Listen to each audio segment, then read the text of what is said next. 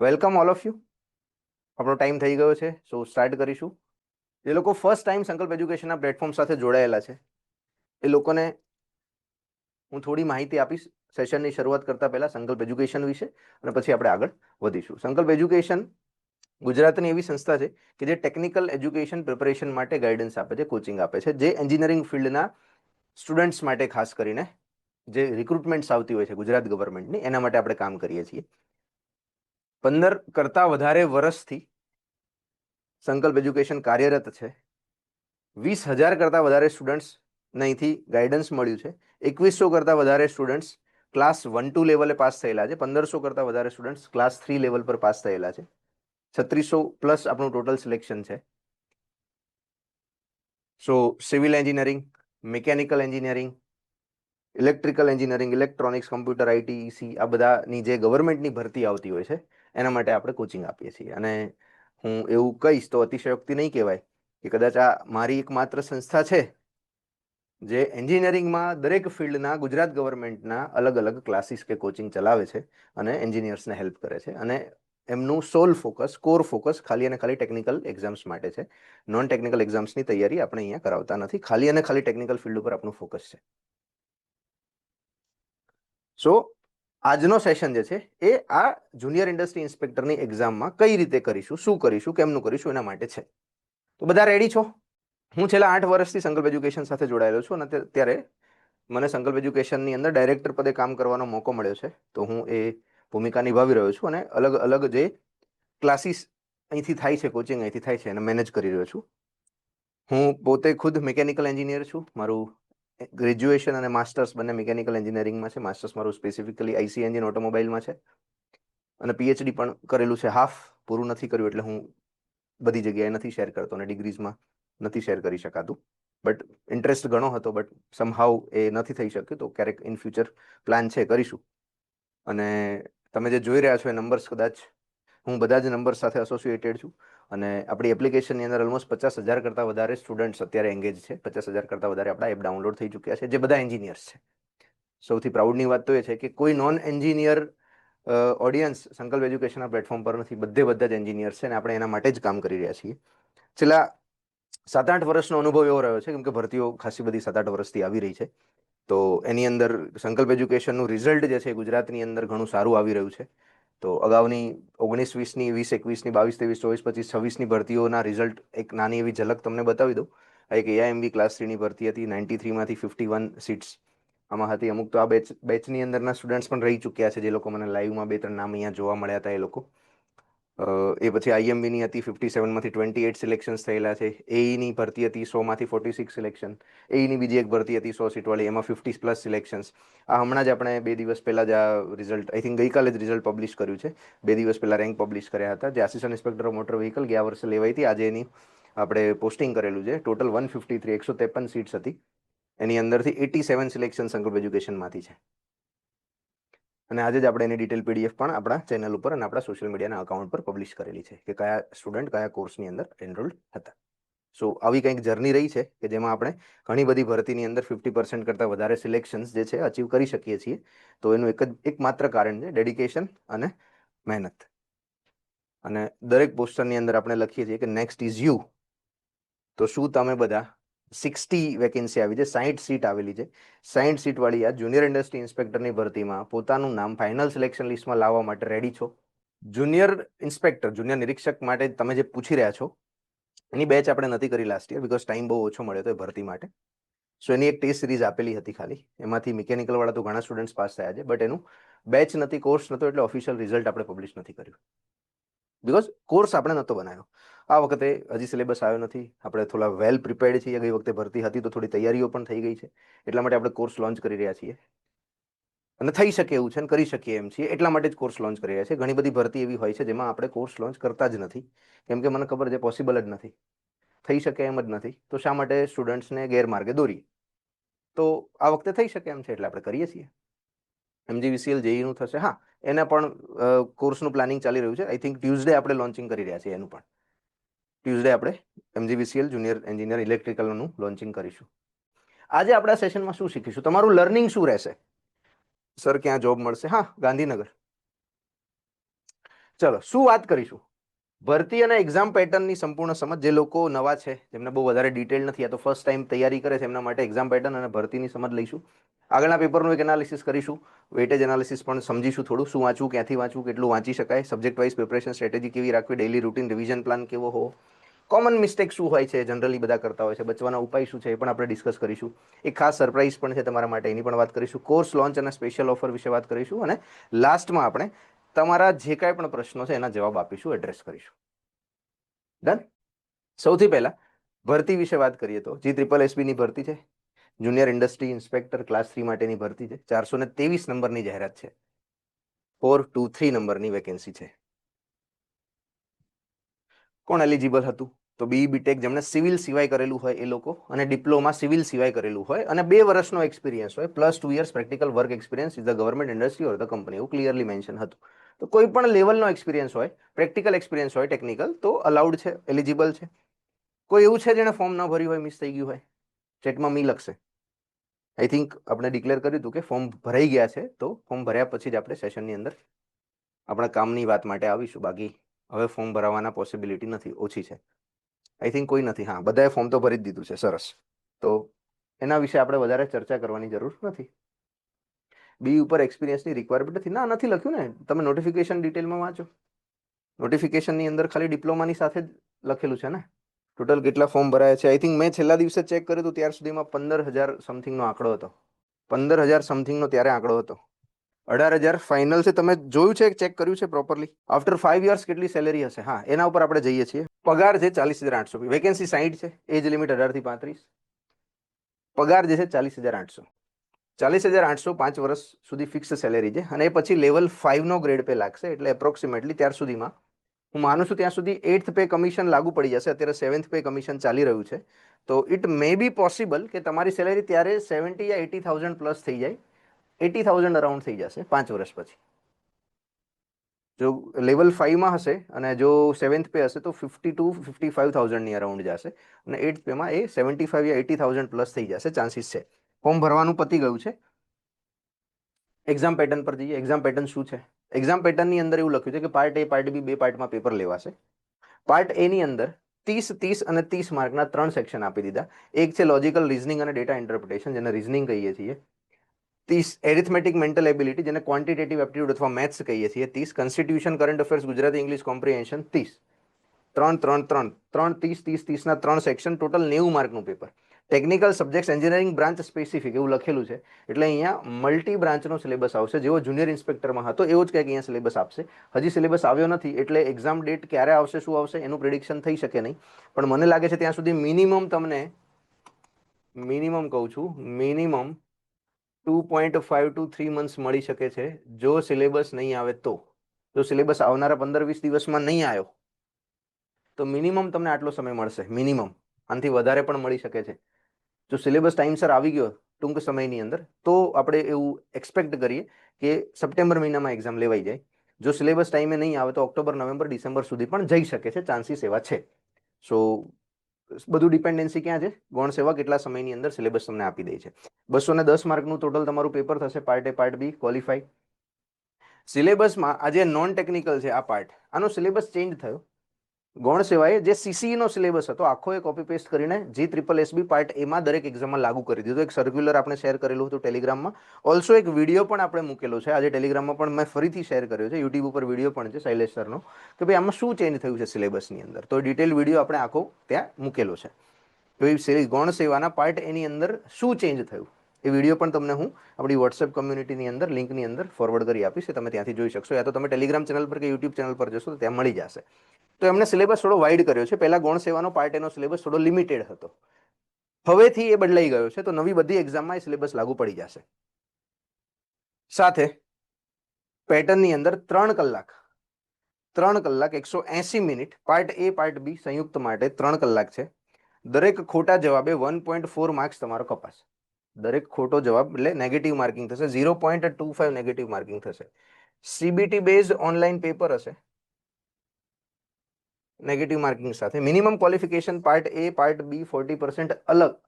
અલગનો મતલબ શું થાય એ સમજી લઈએ, કે તમારે મિનિમમ 40% પાર્ટ એમાં પણ લાવવાના છે, મિનિમમ 40% પાર્ટ બીમાં પણ લાવવાના છે. એટલે જો પાર્ટ એ કે પાર્ટ બી માં તમે પૂરેપૂરા 40% ન લાવી શક્યા તો તમે ડિસ્ક્વોલિફાઈડ છો. તો અહીંયા 40%, અહીંયા 40%. આનો મતલબ શું? એટલે તમારે અહીંયા 36 માર્ક લાવવાના છે, 36 માર્ક મિનિમમ. હા, 90 માર્ક્સનું પેપર હોય તો 36 લાવવા પડે આ પાર્ટ એ ની અંદર, અને અહીંયા લાવવા પડશે 48 માર્ક. 12 ચોક 48 થાય. તો આ મિનિમમ છે. આનાથી ઓછા હશે તો તમે ડિસ્ક્વોલિફાઈ છો. તમારું પેપર તમે એક પાર્ટમાં બહુ સારા માર્ક્સ લાવી દીધા, આમાં 120 માંથી 110 લાવી દીધા, અહીંયા 35 હશે, અહીંયા 30 હશે, તમારા ટોટલ માર્ક્સ મેરિટના કટ ઓફ કરતા વધારે હશે, પણ તમને ડિસ્ક્વોલિફાઈ કરશે. આવો મતલબ થાય આનો. એટલે એક પાર્ટમાં બહુ સારા માર્ક્સ, બીજા પાર્ટમાં ઓછા માર્ક્સ, અને કટ ઓફ તમારું કટ ઓફ ક્રોસ થઈ જશે તો પણ તમને સિલેક્શન તો નહીં જ મળે. સિલેક્શન મેળવવા માટે તમારે બે પાર્ટમાં મિનિમમ 40 સ્કોર કરવાનો છે, એવું અહીંયા કીધેલું છે. અને 1/4 નેગેટિવ માર્કિંગ છે, એટલે એક્યુરેસીનો રોલ પણ અહીંયા ઘણો હોય છે. 180 મિનિટની અંદર 180 મિનિટની અંદર તમારે 210 ક્વેશ્ચન કરવાના છે. હવે મેથ્સ રીઝનિંગના ક્વેશ્ચન્સ પણ છે, ટેકનિકલના ન્યુમેરિકલ ક્વેશ્ચન્સ પણ છે, બંધારણ પણ છે, ઘણા બધા વિષયો છે, એમાં મિકેનિકલ છે, ઇલેક્ટ્રિકલ છે, ઇલેક્ટ્રોનિક્સ છે, બધું જ છે. કેવી રીતે થશે? તો અહીંયા ટાઈમ મેનેજમેન્ટ પણ ક્રુશિયલ છે. એવું નથી કે તૈયારી કરી લીધી, થોડુંક વાંચી લીધું, પેપર દેવા પહોંચી ગયા એટલે પતી જશે. ના, એ બી અહીંયા ચેલેન્જિંગ પાર્ટ છે કે તમારે 3 કલાકમાં 210 MCQ સોલ્વ કરવા, 1 મિનિટ કરતા ઓછા સમયમાં સોલ્વ કરીને ટીક મારી નેક્સ્ટ જતું રહેવું. સમજો? ડન? ચલો હવે વાત કરીએ આગળના પેપરના એનાલિસિસની. આપણે વાત કરી કે આગળના પેપરનું એનાલિસિસ પણ કરીશું. જે પેપર સમજે છે એ જ પેપર પાસ કરે છે. આ થંબ રૂલ છે કોમ્પિટિટિવ એક્ઝામનો. જે પેપર સમજે છે એ જ પેપર પાસ કરે છે. પેપર સમજાઈ ગયું તો પેપર પાસ થઈ જશે. કેમ? આગળના વર્ષોનું પેપરનું ઊંડું એનાલિસિસ તમારી અત્યારની તૈયારીનો નકશો કે રોડમેપ બનાવશે. કયા વિષયમાંથી કેટલા પ્રશ્નો પૂછાતા એ જ જાણીને સાચી સ્ટ્રેટેજી બનશે. આજે પાર્ટ બી, અચ્છા અહીંયા મિકેનિકલ લખાઈ દીધું, એ એન્જિનિયરિંગનું સબ્જેક્ટ વાઇઝ વેઇટેજ આપણે જોઈશું, ડિટેલમાં સમજીશું એન્જિનિયરિંગનું કે શું વેઇટેજ હતું, કયા રેફરન્સથી. તો જે હમણાં લાસ્ટ યર પેપર લેવાયું જુનિયર ઇન્સ્પેક્ટરનું, એના રેફરન્સથી. બીકોઝ આની પહેલાનું 2017 વાળું પેપરની પેટર્ન પણ અલગ હતી, અને એ પેપર મને મળી શક્યું નથી. આજે મેં ઘણું બધું શોધ્યું, 2-3 દિવસથી શોધતો હતો. તમારા કોઈ પાસે એ પેપર હોય તો મને ટેલિગ્રામની અંદર કે આપણા વોટ્સએપ નંબર ઉપર શેર કરજો. એનું પણ ડિટેલ એનાલિસિસ કરીને એનો પણ વિડીયો હું યુટ્યુબ પર મૂકીશ. જો કોઈ પાસે હોય તો. મળી શક્યું નથી, ઓનલાઈન તો ક્યાંય અવેલેબલ નથી. 2017માં કોઈ એટેમ્પ્ટ કરી હોય અને પેપર સાચવી રાખ્યું હોય તો કદાચ મળી શકશે. સો અત્યારે આપણી પાસે રેફરન્સની અંદર એક જ પેપર હતું જુનિયર ઇન્સ્પેક્ટરનું, કે જે લાસ્ટ યર એક્ઝામ થઈ હતી ગૌણ સેવાની. એનું પેપર એનાલિસિસ, એનો સિલેબસ સમજીએ, અને પછી આપણે કઈ રીતે સ્ટ્રેટેજી બનાવશું એ સમજવાનું છે. હવે એ પેપરની અંદર સિલેબસ કઈ રીતનો હતો, તો ત્યાં પણ પાર્ટ એ પાર્ટ બી 120 અને 90 સેમ આખી પેટર્ન ને બધું ફિક્સ હતું. અને અહીંયા સોરી 120 અને 80 હતું કદાચ, એમાં 120 અને 90 હતું, બરાબર. ફિઝિક્સ, હવે સિલેબસ શું આપ્યો જુઓ. ટેકનિકલનો 120 માર્કનો ફિઝિક્સ પૂછ્યું. મેથેમેટિક્સ અને રીઝનિંગ ફરી પાછું ઉપર પાર્ટ એમાં છે તો એ પાર્ટ બીમાં કાઢ્યું હતું, જુનિયર ઇન્સ્પેક્ટરની વાત કરું છું. Mechanical engineering, electrical engineering, electronics engineering. હવે વેટેજ આવી રીતે રાખ્યું, મિકેનિકલનું 30 માર્કનું, ઇલેક્ટ્રિકલનું 15નું, ઇલેક્ટ્રોનિક્સનું 15નું. દેટ મીન્સ કે જુનિયર ઇન્સ્પેક્ટરમાં આ રીતનું વેટેજ હતું, તો અહીંયા પણ આ તો રહેશે જ, બીકોઝ આ નથી, આ કેન્સલ થયું. અત્યારે મેથેમેટિક્સ અને લોજિકલ રીઝનિંગ 99% કેન્સલ થશે, બીકોઝ ઓલરેડી ઉપર છે અને એમને બધી બ્રાન્ચને ઇન્ક્લુડ કરવાની છે. સમજો? તો બધી બ્રાન્ચને ઇન્ક્લુડ કરીને આ કરવાનું છે, તો કદાચ આનું વેટેજ પ્લસ માઇનસ થઈ શકે છે. મારું પ્રિડિક્શન છે, થશે જ, આવું જ હોઈ શકે અથવા આવું જ થશે એવી વાત આપણે નથી કરતા. ફિઝિક્સનું વેટેજ કદાચ ઓછું થઈ શકે છે. 30 માર્કનું આટલું બધું વધારે એ વખતે આપ્યું હતું, તો કદાચ ઓછું કરશે અને બીજા 2-3 ટોપિક એડ કરશે. એક્ઝેક્ટ સિલેબસ શું આવશે એનું પ્રિડિક્શન અત્યારે કરવું નેક્સ્ટ ટુ ઇમ્પોસિબલ છે. કંઈક બદલી શકે છે, કંઈક ચેન્જ થઈ શકે છે. સો એવું કરી શકાય કે ભાઈ આ 3 ટોપિક છે એ તો રહેવાના જ છે, આ પણ રહેવાનું જ છે, સિલેબસમાંથી ડિલીટ નહીં થાય. આ તો ફાઇનલ છે.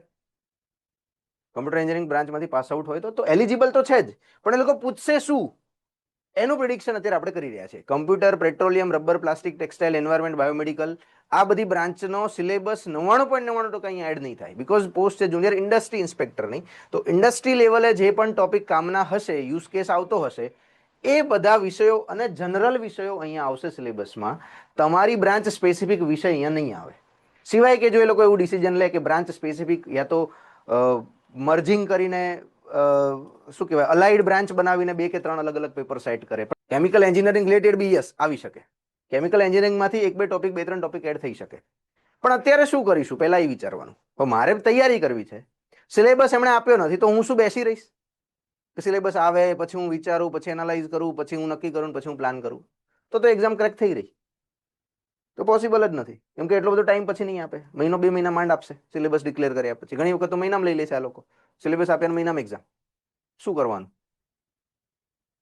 એટલે આપણે એવું પ્લાન કરવું પડે કે જે હટવાનું જ નથી, ડિલીટ જ નથી થવાનું કાંઈ, એના ઉપર ફોકસ કરીને એ ભણવાનું ચાલુ કરી દઈએ. ફિઝિક્સ વાંચવાનું ચાલુ કરી દઈએ, મિકેનિકલ એન્જિનિયરિંગ ચાલુ કરી દઈએ, ઇલેક્ટ્રિકલ એન્જિનિયરિંગ ચાલુ કરી દઈએ, ઇલેક્ટ્રોનિક્સ એન્જિનિયરિંગ ચાલુ કરી દઈએ. આ તો રહેશે, આ ડિલીટ નહીં થાય.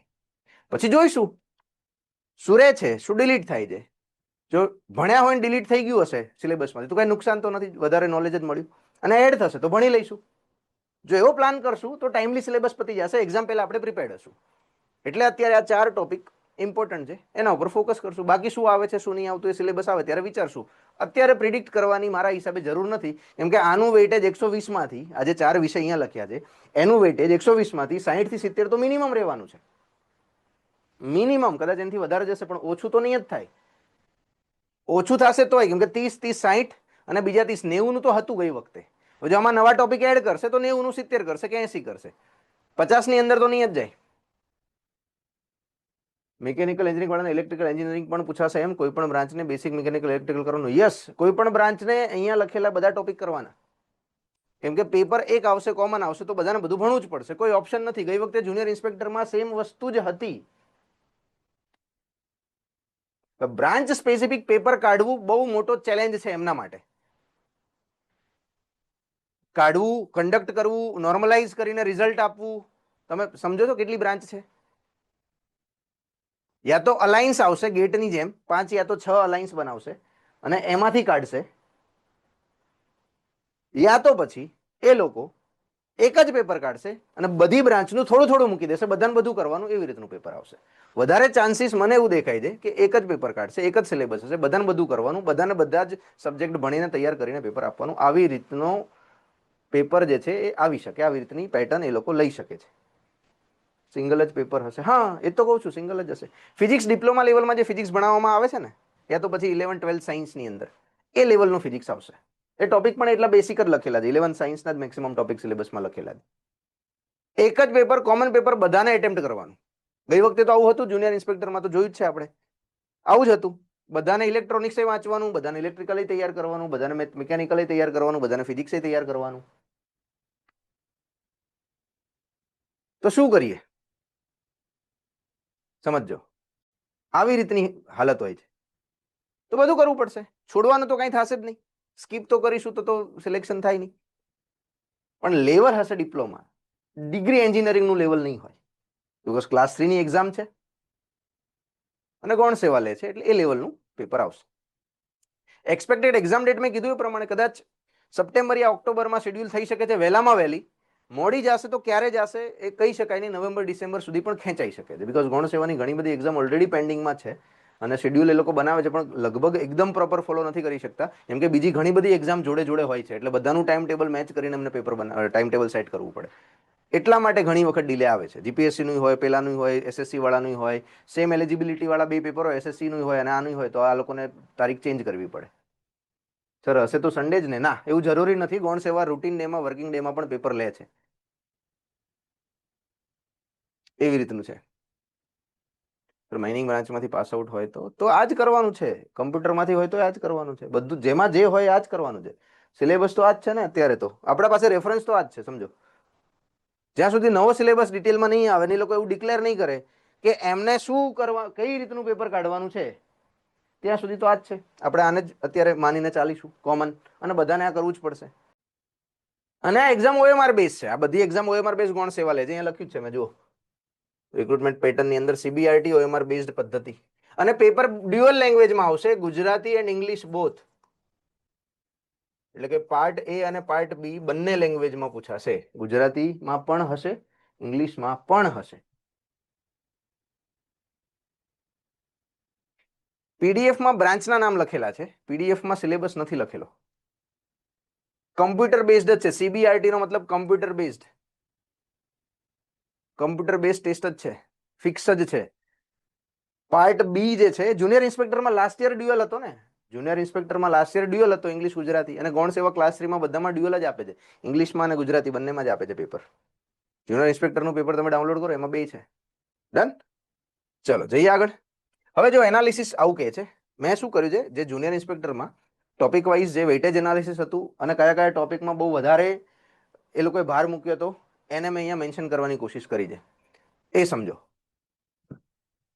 ઇલેક્ટ્રિસિટી એન્ડ મેગ્નેટિઝમ ફિઝિક્સમાંથી રેઝિસ્ટિવિટી, EMI, ઓસ્ટર્ડ, Fleming, field lines, Ohm's law, 10 question પૂછ્યા હતા 30માંથી. Pressure, buoyancy, Archimedes principle 8, heat and thermal expansion 5, mass, weight and gravitation 4, elasticity, stress and Hooke's law 3. Total 30 સવાલ ફિઝિક્સમાંથી હતા. એમાં આ રીતનું વેઇટેજ એમણે આપ્યું હતું. ગઈ વખતનું જુનિયર ઇન્સ્પેક્ટરનું પેપર હતું એમાં. મિકેનિકલ એન્જિનિયરિંગની વાત કરું તો 30 માર્કનું વેટેજ એનું પણ હતું. તો મટીરિયલ એન્ડ મેન્યુફેક્ચરિંગમાંથી કાસ્ટિંગ, રાઇઝર, રીમર્સ, ડ્રિલિંગમાંથી 6 સવાલ પૂછી કાઢે. Theory of machines, machine design, belt, chain, cam, clutch, બેલેન્સિંગમાંથી 6 સવાલ. Metrology, inspection, limit, fit, compressor, gauge 6 સવાલ. IC engine, combustion, dynamometer, Morse test, heats બેલેન્સમાંથી 5. થર્મોડાયનેમિક્સ કે જેમાં law, cycle energy, balance, psychrometry 5 સવાલ. રેફ્રિજરેશન, એર કન્ડિશનિંગમાંથી 2 સવાલ. ટોટલ 30માં આવી રીતનું વેઇટેજ એમણે એલિમેન્ટ્સ ઓફ મિકેનિકલ એન્જિનિયરિંગ વાળા ટોપિકનું રાખ્યું હતું. એવી રીતે ઇલેક્ટ્રિકલ એન્જિનિયરિંગનો જે સિલેબસ છે એમાં basic electrical, AC DC circuit, star delta, EMF, diversity factor આ ટોપિક્સમાંથી 5 માર્કનું. Measurement and instrument, CRO, bridges, PMMC એના ઉપર 4 માર્કનું. Safety and protection, OSH, PPE, first aid એમાં 4 માર્ક્સનું. ઇલેક્ટ્રિકલ વાયરિંગ, ક્લીટ એન્ડ કન્ડ્યુટમાં 2 માર્ક્સનું. ટોટલ 15 માર્ક્સનું વેટેજ હતું. એમાં આટલું વેટેજ હતું. સ્ક્રીનશોટ માટે ટાઈમ ઓકે, હા લઈ લો. પહેલા આનો લઈ લો, ફિઝિક્સ વાળું. આનો બી લઈ લો. પાર્ટ બી ના સિલેબસની દોસ્ત આપણે વાત કરી રહ્યા છે. પાર્ટ બી માં જ આવી વસ્તુઓ આવશે. ઇલેક્ટ્રોનિક્સમાંથી પૂછ્યું હતું BJT, transistor, configuration, biasing, amplifier, switching 8 માર્ક્સનું. રેક્ટિફાયર્સ એન્ડ ફિલ્ટર્સ પૂછ્યું હતું 4 માર્કનું. ડાયોડ્સ પૂછ્યું હતું 3 માર્કના. ટોટલ 15 માર્કનું વેટેજ હતું. તો પાર્ટ બી ની અંદર ફિઝિક્સ, મિકેનિકલ, ઇલેક્ટ્રિકલ, ઇલેક્ટ્રોનિક્સ આ 4 પાર્ટ તો કન્ફર્મ છે. કન્ફર્મ એટલે કન્ફર્મ, એટલે આ તો કરી જ લેવાનું છે. કમિટમેન્ટ હશે તો થશે, બાકી તો બધું કેવું છે કે પાર્ટ બી નો સિલેબસ શું હશે, મારે આ કરવાનું કે નહીં કરવાનું. તો જો મારે એક્ઝામ ક્રેક કરવી હોય તો સિલેબસમાં જે લખ્યું એ મારે તૈયાર કરવાનું છે. તમે વોટેવર બ્રાન્ચમાંથી બિલોંગ કરતા હોય, જુનિયર ઇન્ડસ્ટ્રી ઇન્સ્પેક્ટર નામની જે પોસ્ટ છે ઇન્ડસ્ટ્રી ઇન્સ્પેક્ટર છે, તો ઇન્ડસ્ટ્રીયલ રિલેટેડ એન્જિનિયરિંગની અંદર જેટલા પણ ટોપિક્સ આવતા હશે એ બધા સિલેબસમાં પૂછી કાઢશે. કરી લેવાના છે. એક જ એટેમ્પ્ટ છે, 60 સીટ આવી છે, સારી ઓપોર્ચ્યુનિટી છે, લડી લઈશું, કરી દઈશું, વાત પૂરી કરવાની. જો આ એટીટ્યુડ હશે, આ ફોકસ હશે, આ ગોલ હશે તો રિઝલ્ટ મળશે. શું કરવાનું છે? જે સિલેબસમાં હશે એ ભણવાનું છે, જે લોકો પૂછવાના છે એની તૈયારી કરવાની છે, બસ સિમ્પલ. એક્ઝામ ક્રેક થઈ જશે. ચલો જઈએ આગળ. હવે જો પેપરનું એનાલિસિસ કરીએ તો જોડે જોડે આપણે સિલેબસ અને જે વિષય અથવા ટોપિકમાંથી કેટલા સવાલ પૂછ્યા હતા એ સમજવાની સાથે સાથે ટાઈપ ઓફ ક્વેશ્ચન અને લેવલ પણ સમજીએ તો આપણને ખબર પડશે કે શું કરી શકાય, કેમનું પૂછાય છે અને કેવી રીતે ટેકલ કરશું. સો આપણે એ પણ અહીંયા એનાલિસિસ કર્યું છે કે લાસ્ટ ટાઈમના પેપરમાં કેવી રીતના સવાલો પૂછી કાઢ્યા હતા. જો શું લખ્યું, conceptual theory, one liner, total 120 માંથી બધા, આ તો મેં બધા જ ટોપિકનું એનાલિસિસ કર્યું છે 120 નું, એમાંથી વાત કરું છું. 88 ક્વેશ્ચન્સ હતા. ન્યુમેરિકલ કેલ્ક્યુલેશન 72, પણ આમાં 30 મેથ્સના હતા. મેથ્સ હતું ને આમાં સિલેબસમાં, એટલા માટે. લોજિકલ એનાલિટિકલ 30 હતા, ફેક્ચ્યુઅલ મેમરી બેઝ 10 હતા, કોમ્પ્રિહેન્શન ઇન્ટરફરન્સ વાળા 10 હતા. મેક્સિમમ વેઇટેજ કોનું છે? કન્સેપ્ચ્યુઅલ થિયોરી, વન લાઇનર, અને કેવા MCQ કહેવાય? One liner. અને કેવા MCQ કહેવાય? One liner. Overall difficulty level કેવું હતું પેપરનું? તો ઇઝી 90% જેટલું, મોડરેટ 98 ક્વેશ્ચન, સોરી 43% જેટલું, મોડરેટ 47, ડિફિકલ્ટ 22. તો આ બેને ભેગું કરો. 90% કેવું હતું? Easy to moderate. અઘરું પેપર હતું જ નહીં. બહુ સહેલા વન લાઇનર ઇઝી સવાલો પેપરમાંથી કાઢ્યા હતા. અઘરા સવાલ કેટલા લાગતા? તો ઓલમોસ્ટ 22, એટલે કે 10% જેટલા ક્વેશ્ચન થોડા અઘરા હતા. મોટા ભાગના સવાલ અહીંયા ઇઝી ટુ મોડરેટ જ હતા. ઇઝી ટુ મોડરેટ જ પૂછાય છે ગૌણ સેવાનું પેપર, મોસ્ટલી એવું નીકળે છે. હા, શું થશે હવેથી? હવેના પેપર કેવા નીકળે છે? તો કોઈ બુકમાંથી બેઠા કોપી પેસ્ટ નથી થતા વન લાઇનર્સ. એ લોકો થોડું મહેનત કરીને જાતે બનાવે છે, ફ્રેમ કરે છે. થોડી મહેનત કરે છે, જાતે બનાવે છે, ડિટેલમાં જાય છે, અમુક ટ્વિસ્ટ કરીને પૂછે છે. હા, સ્ક્રીનશોટ લઈ લો એટલે હું સાઈડમાં ઊભો છું. થોડું ટ્વિસ્ટ કરે છે, AI જનરેટેડ નવા કન્ટેન્ટ બનાવે છે. એટલે શું થાય છે? જે સ્ટુડન્ટે MCQ ની ગોખણપટ્ટી કરી હોય, ક્યાંક 2-4 બુકના રિસોર્સિસમાંથી ગોખી લીધું હોય, તૈયાર કરી લીધું હોય, બેસિક વસ્તુઓ વાંચી હોય, બાકી બધું છોડી દીધું હોય, એનાથી એમસીક્યુ સોલ્વ નથી થતો. છેલ્લા 1-1.5 વર્ષથી આ પેટર્ન ગૌણ સેવામાં, જીપીએસસીમાં બધી જ જગ્યાએ આવી રીતની પેટર્ન જોવા મળી રહી છે. કટ ઓફ વિશે અત્યારે એકચ્યુઅલી સિલેબસ નથી એટલે મેં કટ ઓફનું કંઈ આમાં મેન્શન નથી કરેલું, પણ તમારી ઈચ્છા છે તો કટ ઓફ વિશે પણ આપણે વાત કરીએ. ચલો, વધારે મજા આવશે. 5 મિનિટ જશે પણ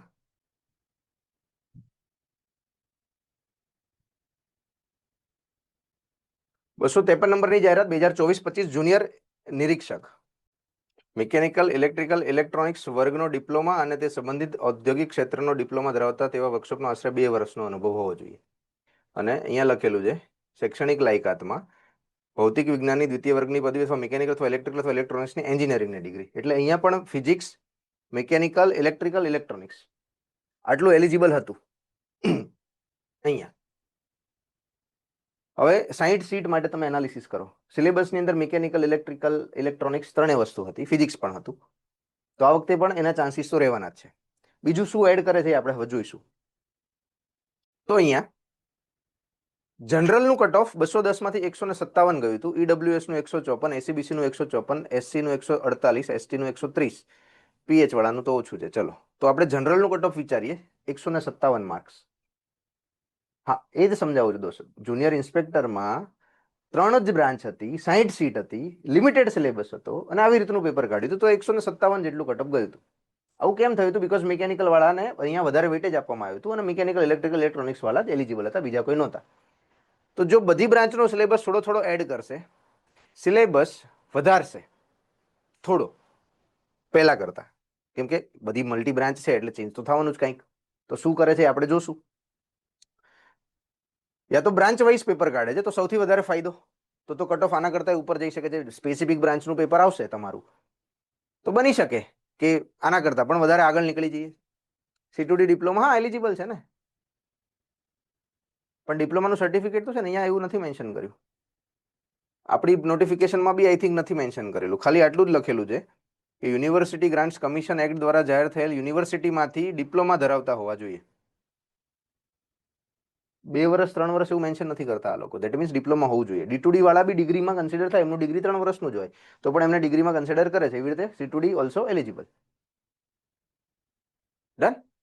તો આવી રીતનું એ વખતે થયું હતું. હાઈએસ્ટ માર્કની વાત કરું ને, રેન્ક 1 ની તો 180 આવેલા, જુઓ અહીંયા. પછી સેકન્ડ ને તો 166, 165 તો કટ ઓફ 157, એટલે 166 એ સેકન્ડ નંબરનો રેન્ક છે, એટલે ટોપર જ કહેવાય ને આમ તો. 180 વાળો એક જ કેન્ડિડેટ હતો એ વખતે. તો ચાન્સીસ છે કે તમે પણ અહીંયા સારામાં સારો સ્કોર કરીને એક્ઝામ નીકાળી શકો. પોસિબિલિટી તો ઘણી વધારે છે. હવે સિલેબસ શું આવે છે શું નહીં, આ છે તે છે, એ બધી પછીનો વિષય છે. અત્યારે આપણી પાસે રેફરન્સ સિલેબસ છે, એને ધ્યાનમાં રાખીને મહેનત ચાલુ કરી દઈએ, કેમ કે આવશે તો ખરી જ. બેસી રહેવાનો તો કોઈ મતલબ નથી. સિલેબસ આવે પછી હું તૈયારી કરું. ઓનલી ડિગ્રી કેન્ડિડેટ ના, ત્યાં ડિપ્લોમા પ્લસ 2 વર્ષનો એક્સપિરિયન્સ એલિજિબલ જ હતો ને જુનિયર ઇન્સ્પેક્ટરમાં. જુનિયર ઇન્ડસ્ટ્રી ઇન્સ્પેક્ટર અને જુનિયર ઇન્સ્પેક્ટર બંને એક જ ને? ના, બે અલગ. એટલે આ વખતે આ નામ આપતીને ભરતી રિલીઝ કરી છે તો પોસ્ટ અલગ છે, એક નહીં કન્સિડર કરી, કેમ કે એમાં ખાલી 3 બ્રાન્ચને એલિજિબલ કન્સિડર કરી હતી, અહીંયા બધી બ્રાન્ચને એલિજિબલ કન્સિડર કરી છે. તો ટેકનિકલી અલગ છે, પણ આમ કાર્યભાર એક હોઈ શકે છે. એલિજિબિલિટી એક્ઝામ પોઈન્ટ ઓફ વ્યૂથી અલગ છે એવું આપણે માનીએ, એવું આપણે સમજીએ. તો આવી રીતનું પેપર હોય છે. તો કટ ઓફ વિશે વિચારીએ તો એવું કહી શકું કે તમારે 140 નો તો ગોલ રાખવો પડશે. જો બધી બ્રાન્ચનું પેપર હશે ને તો બી 140 પ્લસ નો તો ગોલ રાખવો જ પડશે મિનિમમ, કેમ કે પેપર સહેલું આવે છે. આ પેપર ઘણું સહેલું હતું, અઘરું તો નતું જ. પેપર ઘણું એટલે ઘણું સહેલું હતું, અઘરું તો નતું જ. તો થઈ શકે, કરીશું તો થશે. ચલો હવે વાત કરીએ શું વાંચવું, ક્યાંથી વાંચવું, કેટલું વાંચવું. તો પાર્ટ બી ટેકનિકલ ક્યાંથી કરી શકાય? પાર્ટ બી ટેકનિકલ જે છે એ તમે ડિપ્લોમા લેવલની જે બુક્સ છે, મિકેનિકલ, ઇલેક્ટ્રોનિક્સ, ફિઝિક્સ, એ કરી લો તો થઈ શકે છે. અહીંયાનું લેવલ બહુ વધારે હાઈ હોતું નથી. ક્લાસ 1-2 નું જે પેપર આવે છે, જીપીએસસી નું જે પેપર આવે છે, એ લેવલનું પેપર અહીંયા પૂછાતું નથી. તો ડિપ્લોમા લેવલની બુક્સ અને એ લેવલનું સ્ટડી કરેલું હોય તો પણ ચાન્સીસ છે કે તમને સારામાં સારું આવડે, તમને સારામાં સારા માર્ક્સ આવે. પાર્ટ એ જનરલ છે, મેથ્સ છે, રિઝનિંગ છે, કોન્સ્ટિટ્યુશન છે, કરંટ અફેર્સ છે. તો એ પણ મેથ્સ રિઝનિંગ તો પ્રેક્ટિસનો વિષય છે. એક વખત ભણી લીધું, થોડું સમજી લીધું અને પ્રેક્ટિસ કરી લીધી સારી એવી, તો મેથ્સ રિઝનિંગ થઈ જાય. અને મેથ્સ રિઝનિંગ એવો વિષય છે કે 60માંથી 60 આવે. તમે એન્જિનિયર છો, 10મા ધોરણનું મેથ્સ છે, કાંઈ તમારું એન્જિનિયરિંગ મેથેમેટિક્સ અહીંયા નથી પૂછી રહ્યા જે મેથ્સ 1, મેથ્સ 2, મેથ્સ 3માં બધા અટકી પડે છે. એ લેવલ નથી અહીંયા, આરામથી થઈ જાય છે અહીંયા. પણ કરવું પડશે, કર્યા વગર નહીં થાય. જે લોકો સીસી કરીને બેઠા છે એને તો કરવાની જરૂર નથી, એને તો એ થઈ ગયું છે. બરાબર કે નહીં? સીસી વાળા મેથ્સ રિઝનિંગ તો પાવરફુલ છે ને? યસ કે નો?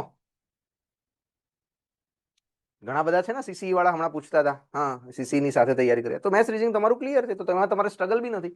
60માંથી 60 લાવવાની કોશિશ કરવાની છે આપણે. હાઈએસ્ટમાં હાઈએસ્ટ માર્ક્સ ત્યાં ખેંચીશું. અને જેને નથી કરી તૈયારી, જે ફર્સ્ટ ટાઈમ કરે છે, એને પણ જો 2-3 મહિના મળી જાય તો આ લેવલના પેપરમાં 60 આઉટ ઓફ 60 સ્કોર કરવો ઇઝ નોટ ડિફિકલ્ટ. મને આપશો પેપર તો હું 55 ઉપર તો એમને કરીશ, without practice, without reading, without કંઈ રિવિઝન, એમને અત્યારે જ. બીકોઝ 10મા ધોરણનું મેથ્સ છે, આ તો આવડવું જ જોઈએ. મેં કેટ સારા માર્ક્સ ક્લિયર કરી હતી. ના, એ લેવલનું નથી રિઝનિંગ. તમે ગૌણ સેવાના પેપર ઉઠાવો, કોઈ પણ ગૌણ સેવાનું પેપર ઉઠાવો, સિવિલનું, મિકેનિકલનું, વર્ક આસિસ્ટન્ટનું, આનું તેનું, ટેકનિકલમાં ક્લાસ 3નું, બહુ જ બેસિક મેથ્સ રિઝનિંગ આવે છે, કાંઈ બહુ એડવાન્સ લેવલનું નથી આવતું. આ વખતે સિલેબસ ચેન્જ કર્યો તો 2-4 ટોપિક વધુ પૂછશે. એનો મતલબ એ નથી કે પેપર ખતરનાક પૂછી કાઢે. અને જો પેપર ખતરનાક પૂછી કાઢે તો કટ ઓફ નીચે જતું રહેશે, કાંઈ ફરક નહીં પડી જાય. તમે 140નો ટાર્ગેટ લઈને બેઠા છો, આવશે 120, તો તમે તો પાસ જ થઈ જશો. જો તમે 140 વાળા પેપરમાં પાસ થવાના હોય તો તમે 120 વાળા પેપરમાં પાસ થઈ જ જાઓ. એમાં મને કોઈ ડાઉટ જ નથી. ડન? ચલો, સીસી સાથે થોડું ડિફિકલ્ટ છે, હમણાં આપણે વાત કરીશું એના ઉપર. ડેપ્થ ઓવર વિડ્થ, સિલેબસની બહાર ન જાઓ, ઊંડાણ વધારે મહત્વનું છે, વિસ્તાર નહીં.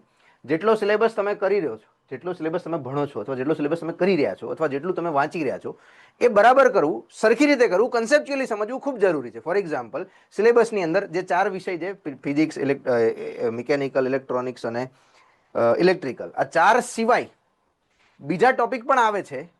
અને આ 4નું વેટેજ એ લોકો લખીને આપે છે. વેટેજ એટલે આમાં ફિક્સ નંબર એટલે હતા કે ઇલેક્ટ્રિકલ 15નું, મિકેનિકલ 30નું, એટલા માટે પૂછ્યું બીકોઝ સિલેબસમાં લખીને આપ્યું હતું અને એ લોકો ફોલો પણ કર્યું હતું. તો જો એ રીતનું વેટેજ આવશે તો તમે શું કરો, જે તે સબ્જેક્ટ છોડી રહ્યા છો અને સાવ છોડો, કરી રહ્યા છો અને પૂરેપૂરો કરો.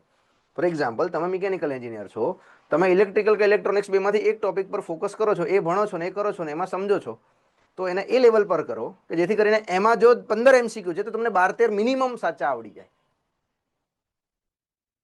મિનિમમ.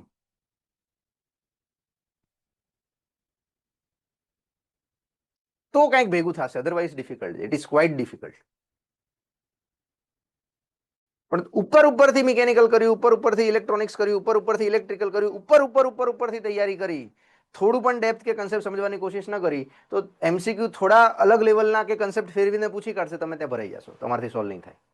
અને મોટાભાગના સ્ટુડન્ટનું ફેલરનું રીઝન એ જ હોય છે કે ઉપરથી તૈયારી કરે છે ક્લાસ 3 લેવલના પેપરમાં, ડિટેલમાં, ડેપ્થમાં સમજીને કન્સેપ્ટ ક્લિયર નથી કરતા, એટલા માટે સ્ટ્રગલ થાય છે.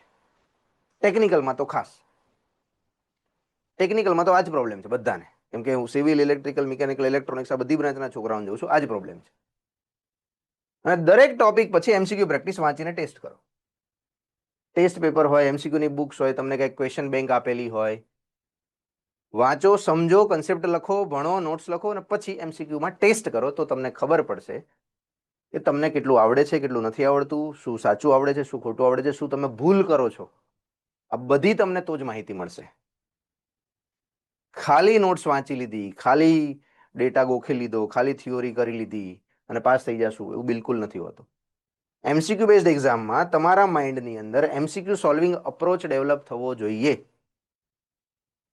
MCQ સોલ્વિંગ અપ્રોચ ડેવલપ નહીં થાય તો તમને થિયોરી યાદ હશે, તમને MCQ જોઈને તમારા મનમાં શું ક્લિક થશે, ટેકનિકલમાં ખાસ આવું થશે. જો ટેકનિકલની કોઈ એક્ઝામ આપી હશે તો તમે સમજી શકશો અત્યારે કે અંદરથી એવું લાગશે મને આવડે છે, ખબર છે, યાદ છે, આમ છે, તેમ છે, પણ ખબર નહીં પડે 4માંથી કયો સાચો છે, આ 2માંથી શું આવે, આમ શું આવે, તેમ શું આવે, યાદ જ નહીં આવે. ઘણી વખત આવું થશે. જો MCQ ની પ્રેક્ટિસ નહીં કરી હોય, કન્સેપ્ચ્યુઅલી લર્નિંગ નહીં કરી હોય તો આ સ્ટ્રગલ આવશે, ટેકનિકલમાં આવશે. નોન ટેકમાં આટલી બધી સ્ટ્રગલ નથી આવતી, પણ ટેકનિકલમાં ખૂબ વધારે સ્ટ્રગલ આવે છે. એના માટે એમસીક્યુની પ્રેક્ટિસ કરવી ખૂબ જરૂરી છે. વાંચ્યા પછી, નોટ્સ વાંચ્યા પછી એમસીક્યુની પ્રેક્ટિસ થાય એમ હોય તો જ આપણે એ સબ્જેક્ટને અડવાનો. તમને ખબર છે 15 દિવસ પછી પેપર છે, હું આજે ચાલુ કરીશ તો એમસીક્યુ સોલ્વ કરવાનો ટાઈમ નહીં મળે, એ સબ્જેક્ટને છોડવાનો, રિવિઝન કરી લેવાનું. તો રિવિઝન કરેલા સબ્જેક્ટમાંથી વધારે માર્ક્સ આવી જશે. પણ નવો એડ કરશો ને એમસીક્યુ વાંચશો જ નહીં, સોલ્વ કરશો જ નહીં, થિયોરી જોઈને નીકળી જશો, તો બની શકે 10માંથી 2 કે 3 એમસીક્યુ માંડ ના આવડે. અને એ ચક્કરમાં બીજા 2-3 સબ્જેક્ટ રિવાઇઝ કરીને સ્ટ્રોંગ થવાના હતા, એ પણ વીક રહી જાય, ના પણ વીક રહી જાય, બધું બગડે. એટલા માટે ટેકનિકલ સબ્જેક્ટ્સમાં ખાસ એમસીક્યુની પ્રેક્ટિસ કરવી જરૂરી છે. અને મેથ્સ રિઝનિંગમાં સારો સ્કોર કરવાનો એક જ રસ્તો છે, એકમાત્ર પ્રેક્ટિસ. મેથ્સ રિઝનિંગ વાંચવાથી કોઈ દિવસ ના આવડે. નથી આવડતું તો શું કરવાનું? પ્રેક્ટિસ. જેટલી વધારે પ્રેક્ટિસ કરીશું એટલા વધારે મેથ્સ રિઝનિંગમાં માર્ક્સ આવશે. ફાઇનલ છે. જેટલી વધારે કરશો એટલે. ડન. આ જુનિયર ઇન્ડસ્ટ્રી ઇન્સ્પેક્ટર માટેનો કોર્સ છે દોસ્ત, AA મિકેનિકલનો નથી, આસિસ્ટન્ટ એન્જિનિયર માટે નથી. ઓફલાઈન સેન્ટર અમદાવાદ છે આપણું. ક્લાસ 3 ની પોઝિશન છે. એક્ઝામ પાસ કરો, જોબ સીધી મળી જાય. કોઈ ઇન્ટરવ્યુ, કોઈ સ્ટેજ કશું નથી. એક્ઝામ 210 માંથી જે મેરિટ બનશે સીધી જોબ પોસ્ટિંગ ચાલુ. 2-3 મહિનામાં જોબે ચાલુ થઈ જશે, પાસ થઈ ગયા એટલે. તો આવી રીતે સ્ટડી કરશો તો થશે. સમજાય છે કે નહીં? Yes or no? એગ્રી કરો છો કે નહીં બધા આમાં? જો આવી રીતે કરીશું ટેકનિકલ તો ટેકલ થશે. ખાલી અને ખાલી ઉપરથી વાંચવાથી નહીં થાય. ડન. ચલો, ડેઈલી રૂટીન કેવું રાખવું? કેટલી કલાક વાંચવાથી એક્ઝામ ક્રેક થઈ જાય? ઘણા બધા છોકરાઓ પૂછતા હોય છે, સાહેબ મને એવું કહી દો કે હું આટલી કલાક વાંચી લઈશ તો હું પાસ થઈ જ જાઉં. તો પહેલા તો એવો કોઈ રૂલ નથી, બટ ઓન એન એવરેજ આપણે જે રીતે સ્ટડી કરતા હોય, વાંચતા હોય, જે રીતનો ટાઈમ પીરિયડ હોય, જે રીતનો સિલેબસ છે, રોજના 6 થી 8 કલાક પૂરતું છે, ઇનફ છે. એનાથી વધારે વાંચશો તો એક્ઝોસ્ટ થઈ જશો, તમારું માઇન્ડ કામ કરતો બંધ થઈ જશે, એફિશિયન્સી ઓછી થઈ જશે. અને મોટાભાગના લોકો તમે જોબ કરતા હશો. કેટલા લોકો છે જોબ કરવા વાળા? મી લખશે ચેટમાં. અને જે લોકો ફૂલ ટાઈમ પ્રિપરેશન કરી રહ્યા છે એ લોકો ફૂલ ટાઈમ લખશે. ડન. ચલો, મેક્સિમમ લોકો જોબ વાળા છો, તો જોબ વાળા માટે હું જનરલી ટાઈમ ઓછો સજેસ્ટ કરતો હોઉં છું, બીકોઝ એમના પાસે 6 થી 8 કલાકનો ડેઈલી સમય એવરેજ કાઢવો ડિફિકલ્ટ છે. તો 4 કલાક તો ઠીક છે. 4 કલાક તો ઠીક છે. ડન. ગવર્મેન્ટ જોબ કે નોન ટેક જોબ અથવા તો નોન ગવર્મેન્ટ જોબ, એ બહુ મોટી ડિબેટ છે. હું તો જોબ સિલેક્ટ જ નથી કરતો, બીકોઝ હું કોચિંગ ચલાવું છું, તો હું બિઝનેસ કરું, હું એવા માઇન્ડસેટથી છું. તો તમારે બીજાનું નથી જોવાનું, તમારું જોવાનું છે. આઈટી કે જોબ, ગવર્મેન્ટ જોબ કે પ્રાઇવેટ જોબ, તમારો પર્પઝ શું છે ક્લિયર કરો. ગવર્મેન્ટ જોબમાં સિક્યોરિટી મળે છે, ઘણા બધા બેનિફિટ્સ છે, એવરેજ કરતાં સારી સેલેરી મળે છે, લાઈફ શાંત રહે છે, ઘણી બધી રજાઓ મળે છે, શાંતિથી જીવન જીવવું હોય તો ગવર્મેન્ટ જોબ તમારા માટે છે. અગર તમારે ગવર્મેન્ટ જોબ નથી જોઈતી, તમારે પ્રાઇવેટ સેક્ટરમાં બહુ સારા સ્કેલ ઉપર કામ કરવું છે, તો એ તમારા માટે છે. જો તમને બહુ વધારે એવું હોય, એવો ચામ હોય બહુ વધારે આમ ખતરનાક, કે મારે કંઈક ખતરનાક કરવું છે જીવનમાં, તો ગવર્મેન્ટ જોબ તમારા માટે નથી. સિમ્પલ. એવું કંઈ નથી. સિક્યોરિટી જોઈએ છે, સારી લાઈફ જોઈએ છે, સમાજમાં રિસ્પેક્ટ જોઈએ છે, તો ગવર્મેન્ટ જોબ તમારા માટે છે. તો આઈ થિંક બધાનો પર્પઝ એ હોય જ છે. સો ગવર્મેન્ટ જોબ બધા માટે છે. મારી વાત કરું તો 8 ગવર્મેન્ટ જોબ મેં સ્વીકારી નથી મળ્યા પછી, અને હું આજે અહીંયા છું. સો બધાના પોતપોતાના પ્રાયોરિટીઝ, પોતપોતાના ફંડા, પોતપોતાની લાઈફથી એક્સપેક્ટેશન અલગ અલગ હોય છે. સો એવું આપણે જસ્ટિફાઈ નહીં કરી શકીએ કે સારું શું છે. તમારા માટે જે બેસ્ટ છે એ કરવાનું છે.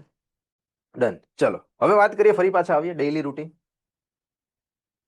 4 થી 5 કલાકનું ડેઈલી રૂટીન રાખવાનું. 4 થી 5 કલાક કોર સ્ટડી ટાઈમ. ટેકનિકલ, જે કરંટ અફેર્સ છે, પોલિટી છે, એપ્ટિટ્યુડ છે, રિઝનિંગ છે, એવરી સિંગલ ડે મિનિમમ. જે લોકો 6 થી 8 કલાક ફૂલ ટાઈમ તૈયારી કરે છે એના માટે. જે લોકો જોબમાં છે એ લોકો 2 થી 3 કલાક કરશે. 1 કલાક એમના માટે, 2 કલાક એમના માટે ઓછું હશે, પણ રોજ કરવાનું, ડેઈલી કરવાનું, ડેઈલી. તો કંઈક થશે. 1 કલાક એમસીક્યુની પ્રેક્ટિસ કરવાની છે.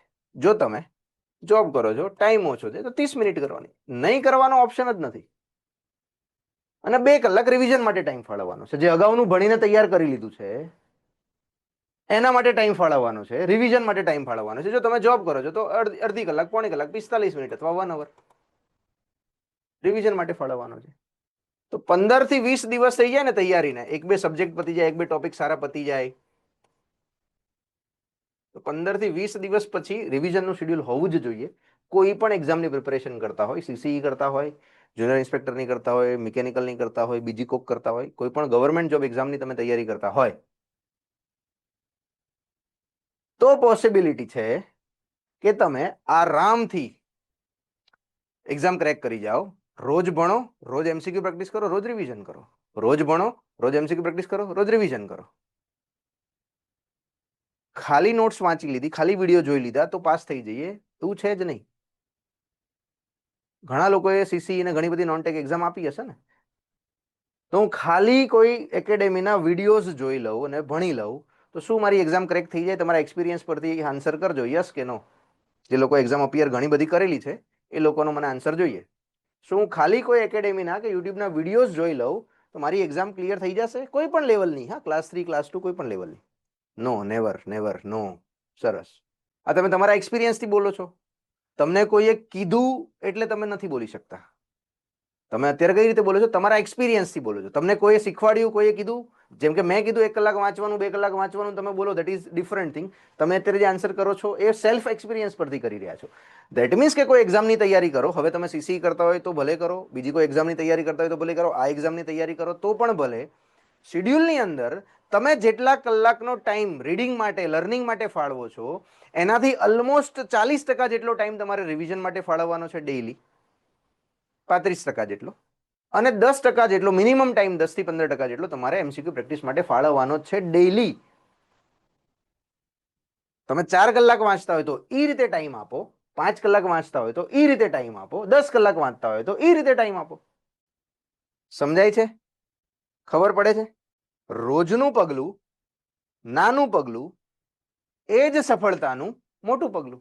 રોજ નાનું નાનું પગલું લઈશું, સ્મોલ સ્ટેપ્સ લઈશું, ડેઈલી લઈશું તો એ જ તમારું સફળતાનું સૌથી મોટું પગલું બનીને ઊભું રહી જશે. ગેરંટી છે. અને આ વાત હું ખાલી મારા એકલાના એક્સપિરિયન્સથી કે કોઈ થિયોરેટિકલ નોલેજથી કે કોઈ એવી વાતથી કે જે મેં સાંભળી લીધી હોય કે કોઈએ મને કહી દીધી હોય એના બેઝ ઉપર નથી કહી રહ્યો. જેમ તમે તમારા એક્સપિરિયન્સથી એવું કીધું કે સાહેબ ખાલી વિડીયો જોવાથી પાસ ન થવાય, એ મારો એક્સપિરિયન્સ એવું કહે છે કે રોજ મોટા પગલાં, મોટા ડિસિઝન્સ, મોટા સ્ટેપ્સ, વધારે કલાકો વાંચવાની જરૂર નથી. ગવર્મેન્ટ જોબ એક્ઝામમાં પાસ એ જ થશે જે રોજ વાંચશે, થોડું વાંચશે પણ કન્ટિન્યુઅસલી એક્ઝામ સુધી વાંચ્યા રાખશે અને કન્સિસ્ટન્સી મેન્ટેન કરશે, એ સૌથી પહેલા પાસ થશે. Agreed or not? જે લોકો અગાઉ એક્ઝામ આપેલી છે, અપિયર થયા છે, બધા એગ્રી કરો છો કે નહીં? ડબલ એમાં ડિગ્રી એલિજિબલ નથી. ના, 12મા ધોરણ પછી ડિગ્રી એલિજિબલ નથી દોસ્ત. ડિપ્લોમા હોય તો જ એલિજિબલ છે.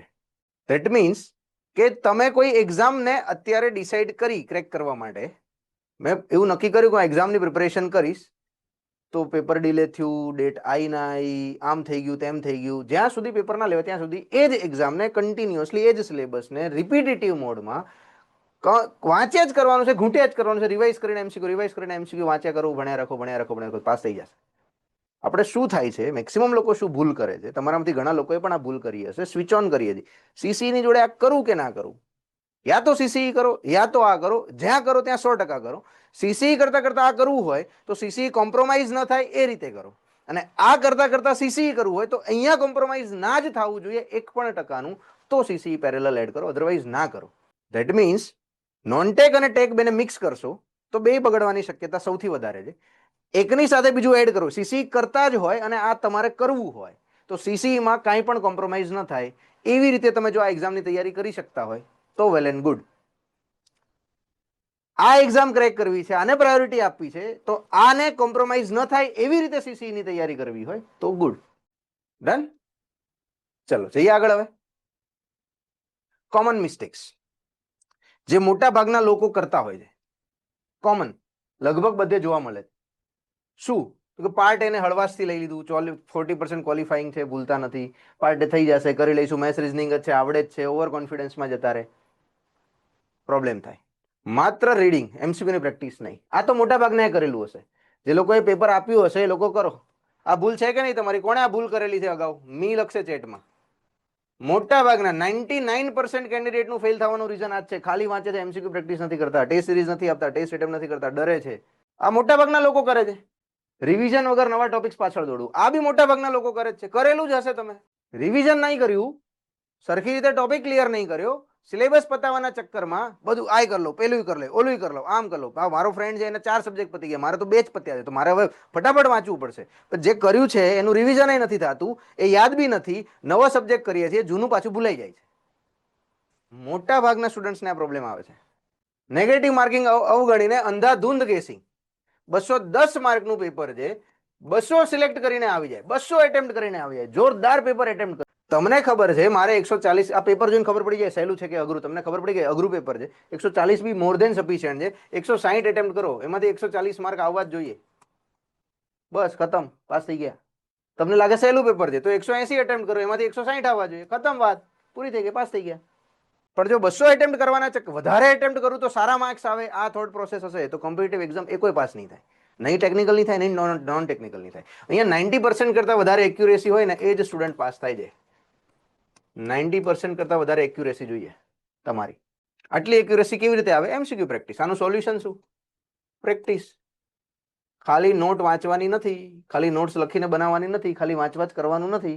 એમસીક્યુ પ્રેક્ટિસ કરીને ચેક કરવાનું છે કેટલું આવડે છે, કેટલું નથી આવડતું, કેટલી એક્યુરેસી છે, કેટલા % એક્યુરેસી છે, 70 છે, 80 છે, 90 છે, 20 છે, કેટલી છે. ઇમ્પ્રૂવ કરો ફરીથી. નેક્સ્ટ ટાઈમ એટેમ્પ્ટ કરો ત્યારે ધ્યાન રાખો, અંધાધૂન ગેસિંગ ન કરો. ભલે ઓછા એટેમ્પ્ટ થાય પણ બધા સાચા પડવા જોઈએ. જો આ એક વખત માઇન્ડને સિગ્નલ આપી દીધું અને ઓલવેઝ આવી પ્રેક્ટિસ કરવા મળ્યા તો ઓટોમેટિક માર્ક્સ સારા આવડે મળશે. ત્યાં તો હું કંટ્રોલ કરીશ, ત્યાં તો હું ઓછા એટેમ્પ્ટ કરીશ, હું ધ્યાન રાખીશ. કેટલા લોકો આવું વિચારે છે? પણ ત્યાં એવું થતું નથી. ત્યાં આવું કાંઈ જ થતું નથી. કેમ? સમજો, તમારા માઇન્ડની પેટર્ન બનેલી છે રિસ્ક લેવું, અંધાધૂંધ ગેસિંગ કરવું. જ્યાં સુધી ડેઈલી પ્રેક્ટિસમાં, નાની ટેસ્ટમાં, પ્રેક્ટિસ ટેસ્ટમાં કે ક્લાસીસની ટેસ્ટની અંદર આ પેટર્ન ચેન્જ નહીં કરો ને ત્યાં સુધી ત્યાં ગૌણ સેવાના કે જીપીએસસીના એક્ઝામિનેશન હોલમાં કાંઈ ફરક પડવાનો નથી. જે બિઈંગમાં હશે, જે રોજ તમારા બિહેવિયરમાં હશે એ જ ત્યાં પેપરમાં રિફ્લેક્ટ થશે. તમારા માઇન્ડને અત્યારથી એવું ટ્રેન કરવાનું છે કે 90% કરતાં વધારે એક્યુરેસી મારી છે, મારી હોવી જોઈએ દરેક પેપરમાં. ચાહે નાનું પેપર હોય, ચાહે મોટું પેપર હોય, ચાહે ક્લાસનું પેપર હોય કે ચાહે બીજું કોઈ પેપર હોય, હું આ એક્યુરેસી મેન્ટેન કરીશ તો થશે. હાઈ વેઇટેજ વિષયોને છેલ્લે રાખો, લો વેઇટેજ વિષયો પહેલા કરી લઈએ, ઇઝી પહેલા કરી લઈએ, અઘરું મોડું કરે, પાછું જેનું વેઇટેજ વધારે હોય એને જ છેલ્લે રાખે. કેમ કે છેલ્લે કરું ને તો ભૂલાય નહીં, યાદ રહી જાય, એક્ઝામ સુધી યાદ રહે. આ બી ઘણા લોકો કરે છે. તમને પેપર પેટર્ન પ્રમાણે, ટ્રેન્ડ પ્રમાણે ખબર પડી જશે શું વધારે છે, શું વધારે પૂછાય છે, કોનું વેઇટેજ વધારે છે, ક્યાંથી વધારે આવે છે. સૌથી પહેલા કરો. છેલ્લે કરીશ તો યાદ રહેશે એ મેથડ ખોટી છે. મોટા ભાગના એવું વિચારે છે કે છેલ્લે કરેલું હોય તો એક્ઝામમાં યાદ રહી જાય તો વધારે વેઇટેજ વાળાને પાછળ રાખીએ, ઇઝી હોય ફટાફટ કરી નાખો, અત્યારે થઈ જાય. ઇઝી જ વધારે આવડે, જે છેલ્લે કર્યું એ ભૂલાય, કેમ કે રિવિઝનનો ટાઈમ ના મળે, એમસીક્યુની પ્રેક્ટિસનો ટાઈમ ના મળે, ડેટા તમારી અંદર સ્ટોર ના થાય, રિકોલ ના થાય. કોમન મિસ્ટેક છે આ, પણ બહુ બધા લોકો કરતા હોય છે. સિલેબસની બહારનું વાંચન, સિલેબસમાં લખ્યું ન લખ્યું કોઈએ કીધું એટલે વાંચી લીધું, એ તો રિસર્ચ કરવાની ઈચ્છા થઈ ગઈ, વધારે જાણવાની ઈચ્છા થઈ ગઈ એટલે હિસ્ટ્રીમાંથી કે જીઓગ્રાફીમાંથી કે કોઈ એક ટોપિકમાંથી પાછળ પડી ગયા, એન્જિનિયરિંગમાંથી કોઈ એવા ટોપિકની પાછળ પડી ગયા જે કરંટ ટ્રેન્ડ્સમાં હતો, ન્યૂઝમાં હતો, નામ હતું, તેમ હતું, એટલા બધા ન્યૂઝ આર્ટિકલ ફેંદી લીધા, વિડીયો જોઈ લીધા. હા, જોરદાર, બહુ નોલેજ મળ્યું, બહુ નોલેજ મળ્યું. શું કામનું? એક્ઝામ ક્રેક થશે એનાથી, એ નોલેજથી? ડિસ્ટ્રેક્શન્સ બહુ વધારે છે આપણી આજુબાજુમાં. તો જ્યારે ચર્ચા ચાલતી હોય, ફ્રેન્ડ્સ મળતા હોય, કોઈ એકાદો માણસ કોઈ સારો ટોપિક કરીને આવી ગયો હોય કરંટ અફેરનો, તો એ 2 કલાક બસ એ રિસર્ચ કરવામાં કાઢશે. મારે જે સિલેબસ કરવાનો છે એની બહારનું હું એક પણ વસ્તુ નહીં અડું એટલે નહીં અડું. બસ આવો સિગ્નલ માઇન્ડને આપી દો તો ટાઈમસર સિલેબસ પતી જશે, ટાઈમસર એમસીક્યુની પ્રેક્ટિસ થઈ જશે, ટાઈમસર તમે એક્ઝામ હોલમાં પહોંચીને સારા માર્ક્સ લાવી પણ શકશો. પહેલા એટેમ્પમાં પણ સારું રિઝલ્ટ આવી શકે છે જો તમે ભૂલો ન કરો ને તો. ડન? ચલો, તમારા માટે સરપ્રાઈઝ છે એક. તો અત્યાર સુધી જે તમને ગાઈડન્સ મળ્યું, કોચિંગ મળ્યું અથવા તો જે કંઈ જાણવા શીખવા મળ્યું એનાથી કેટલી હેલ્પ થઈ શકે છે? આઉટ ઓફ 10 લખજો. 2, 3, 5, 8, 9, 10. બધાનો મને ઓપિનિયન જોઈએ, બધાનો. પછી આપણે સરપ્રાઈઝ પર જઈએ. 10, 9, 10, 7. કેટલું હેલ્પફુલ થાય છે તમારા માટે આ બધી વાત જે તમે સાંભળી રહ્યા છો એનાથી? જો તમે ઇમ્પ્લિમેન્ટ કરશો તમારી પ્રિપરેશનમાં તો શું ફાયદો થઈ શકે છે? કેટલું ફાયદો થશે? 10 માંથી કેટલો ફાયદો થઈ શકે છે? 7, 9, 8. શું શીખવા મળ્યું તમને? મારા માટે નવું જ છે. Okay, 7, 9, okay, 8, 9, 7, 10, 100%. Okay, thank you. તો કમિટમેન્ટ આપવાનું છે, ખાલી શીખવાનું નથી. જે આજે શીખ્યા, જે આજે સમજ્યા, ઇમ્પ્લિમેન્ટ બી તો કરીશું ને. કેવી રીતે થશે? કેવી રીતે કરી શકીશું? તો કેટલા લોકો હવે સબ્જેક્ટ વાંચ્યા પછી એમસીક્યુની પ્રેક્ટિસ કરશે જ? કન્ફર્મ લખો ચેટમાં મી. ટેસ્ટ આપશે જ, એમસીક્યુ ટેસ્ટ અટેમ્પ્ટ કરશે જ. હું એમસીક્યુ ટેસ્ટ અટેમ્પ્ટ કરીશ જ. કન્ફર્મ. ખાલી સિલેક્શન નહીં, રેન્ક લાવો છે. Very good. બસ આ સ્પિરિટ જોઈએ. કરીશ જ. હા, કેટલા લોકો ડેઈલીના શેડ્યુલમાં રિવિઝન અને એમસીક્યુ ની પ્રેક્ટિસને એડ કરશે? કમ્પલસરી ટોપ 10 માં રેન્ક લાવીશ. વેરી ગુડ, સરસ. મી નાઇસ. Revision is must. હા, ડેઈલી શેડ્યુલમાં એડ કરવાનું છે. ડેઈલી શેડ્યુલમાં અહીંયા જે લખ્યું હતું, હા જોઈ લો. 100% તમારો ટાઈમ છે, એમાંથી તમારો ઓલમોસ્ટ 50% કરતા વધારે, 55% કહીએ તો વાંધો નથી, 50% જેટલો ટાઈમ તમારો ઓલમોસ્ટ કોર સ્ટડીમાં જવો જોઈએ, 35% જેટલો ટાઈમ તમારો રિવિઝનમાં જવો જોઈએ અને 50% જેટલો ટાઈમ તમારો એમસીક્યુમાં જવો જોઈએ.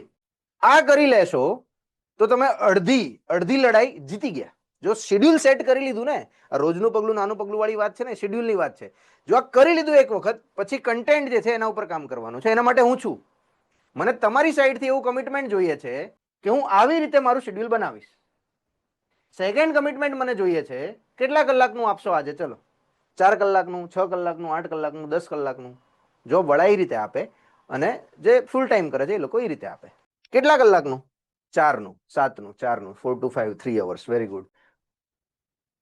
4 hours, 4 to 5 ઓલરેડી કરી દીધું છે. 4 hours. Very good. 4 hours after job, 4 hours. Very good, nice. 2 hours. ચલો જઈએ હવે આગળ. સરપ્રાઈઝ. હા, સરપ્રાઈઝ ની વાત કરતા હતા. સરપ્રાઈઝ પર જઈએ. શું હોઈ શકે સરપ્રાઈઝ? તો કોર્સ તો છે જ. કોર્સ સરપ્રાઈઝ નથી. આ કોર્સ સિવાય બી એક વસ્તુ મેં રાખી છે આજે. બીકોઝ મેં જોયું, મેં એનાલાઇઝ કર્યું, જુનિયર ઇન્ડસ્ટ્રી ઇન્સ્પેક્ટર માટે કંઈ એવું અવેલેબલ નથી કે કાંઈ એવું છે નહીં કે જેનાથી પ્રોપર ગાઈડન્સ મળી શકે યા તો ડિફાઇન થઈ શકે શું કરાય શું ન કરાય. તો એ આપણે મહેનત કરી છે. જુનિયર ઇન્ડસ્ટ્રી ઇન્સ્પેક્ટર જે મેં 4 ટોપિક તમને કીધા, physics, mechanical engineering, electrical and electronics, આની આપણે નોટ્સ તૈયાર કરેલી છે ઇંગ્લિશમાં અને ગુજરાતીમાં બંનેમાં. કેમ કે અમુક ડિપ્લોમા વાળા કેન્ડિડેટ અહીંયા એવા છે જેને નોટ્સ ગુજરાતીમાં જોઈએ છે, બીકોઝ તમારું પેપર ડ્યુઅલ લેંગ્વેજમાં આવશે, ઇંગ્લિશ અને ગુજરાતી. એટલા માટે આપણે નોટ્સ તૈયાર કરી રહ્યા છીએ. ટૂંક સમયની અંદર આપણી એપ્લિકેશન પર આનું લોન્ચિંગ થઈ જશે. યુટ્યુબ પર વિડીયો પણ આવશે.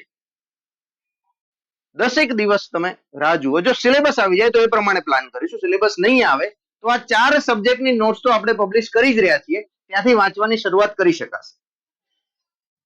હવે વાત કરીએ કોર્સની. કોર્સમાં શું શું છે, આ વખતે કોર્સ કેવી રીતે ડિઝાઇન કરેલો છે? તો જુનિયર ઇન્ડસ્ટ્રી ઇન્સ્પેક્ટરનો કોર્સ આપણે 2 અલગ અલગ રીતે ડિઝાઇન કરેલો છે. એક ડિઝાઇન કરેલો છે junior industry inspector success course અને બીજો ડિઝાઇન કરેલો છે junior industry inspector technical course. જે સક્સેસ કોર્સ છે એ પાર્ટ એ અને પાર્ટ બી કમ્બાઇન્ડ આખા સિલેબસ માટે છે. જે ટેકનિકલ કોર્સ છે ખાલી અને ખાલી પાર્ટ બી માટે. જુનિયર ઇન્ડસ્ટ્રી ઇન્સ્પેક્ટર સક્સેસ કોર્સની અંદર શું મળશે? તો જે સિલેબસની આપણે વાત કરી, 4 ટોપિક વત્તા જે પાર્ટ એના ટોપિક છે એના live plus recorded videos, practice test, MCQ session, full syllabus, hard copy, study notes. 2 option તમને મળશે, ઇંગ્લિશ યા તો ગુજરાતી. તમારે જો ઇંગ્લિશમાં નોટ્સ ઓર્ડર કરવી હોય તો તમારે ઇંગ્લિશ સિલેક્ટ કરવાનું રહેશે એડમિશન લીધા પછી. ગુજરાતીમાં નોટ્સ જોઈતી હોય તો ગુજરાતી સિલેક્ટ કરવાનું રહેશે એડમિશન લીધા પછી. અને મોક ટેસ્ટ પેપર તો ખરા જ. ટેકનિકલ કોર્સની અંદર શું મળશે? ખાલી પાર્ટ બી આવશે, પાર્ટ એ નહીં આવે. જે પાર્ટ બી નો ટેકનિકલ પોર્શન છે, જે આપણે 4 ટોપિકની વાત કરી, એ આખા અહીંયા કવર થઈ જશે. એની હાર્ડ કોપી નોટ્સ પણ તમને મળી જશે, એના પ્રેક્ટિસ ટેસ્ટ પેપર્સ પણ તમને અહીંયા મળી જશે. ખાલી ફૂલ લેન્થ આખી મોક ટેસ્ટ સિરીઝ છે. મોક ટેસ્ટ સિરીઝ જે સેપરેટ આપણે લોન્ચ કરીએ છીએ એ આ કોર્સમાં ઇન્ક્લુડિંગ છે, આ કોર્સમાં ઇન્ક્લુડિંગ નથી. તો એ ખાલી તમારે 50% ઓફ ડિસ્કાઉન્ટ કરીને ખરીદવી પડશે. એમાં પણ 50% ઓફ આપણે આપતા હોઈએ. અને જો સિલેબસમાં કંઈક એડ થયું, તમને ડાઉટ થાય, સાહેબ સિલેબસ તો આવ્યો નથી તો કેવી રીતે કોર્સ ખરીદી લઈએ? અત્યારથી કેવી રીતે નક્કી કરીશું કે આ જ આવશે? જો આપણી પાસે ચોઇસ નથી, મારી પાસે નથી, તમારી પાસે નથી. સિલેબસ જો 2 મહિના પછી આવ્યો કે 1.5 મહિના પછી આવ્યો અને પછી એકાદ મહિનો જ આપ્યો, 1.5 મહિનો જ આપ્યો એક્ઝામ ડેટ સુધીમાં ટાઈમ, તો એટલા સમયમાં બધી વસ્તુ નહીં થાય જે સિલેબસમાં લખેલી આવશે. તો કંઈક તો ચાલુ કરીએ. જો ઇન બિટવીન વચ્ચે સિલેબસ આવી ગયો અને કંઈક સાવ અલગ રીતે આવે છે તો આપણે એનો રસ્તો કાઢીશું. આટલા ટોપિક આવશે અને નવા 2-4 એડ થશે તો એ તો એમને ભણાવી દઈશું. એની કોઈ અલગથી ફીસ તમારી જોડે ચાર્જ કરવામાં નહીં આવે. અગર એના સિવાય કંઈ નવું આવે છે, બ્રાન્ચ સ્પેસિફિક થઈ જાય છે, કંઈક અલગ થઈ જાય છે, તો પછી આપણે વિચારીશું. તૈયારી તો કરવાની જ છે, તૈયારી તો છોડવાની જ નથી. કાંઈ પણ કન્ડિશન થશે આપણે તો ભણવાનું જ છે, એક્ઝામ તો ક્લિયર કરવાની જ છે. તો એના માટે હું રેડી છું, ગમે તે બ્રાન્ચનો સિલેબસ આવવા દે, ગમે તે રીતનો સિલેબસ આવવા દે, આપણે કવર અપ કરી લઈશું, એની ચિંતા નથી. તો આ થઈ ગયો સક્સેસ અને technical course.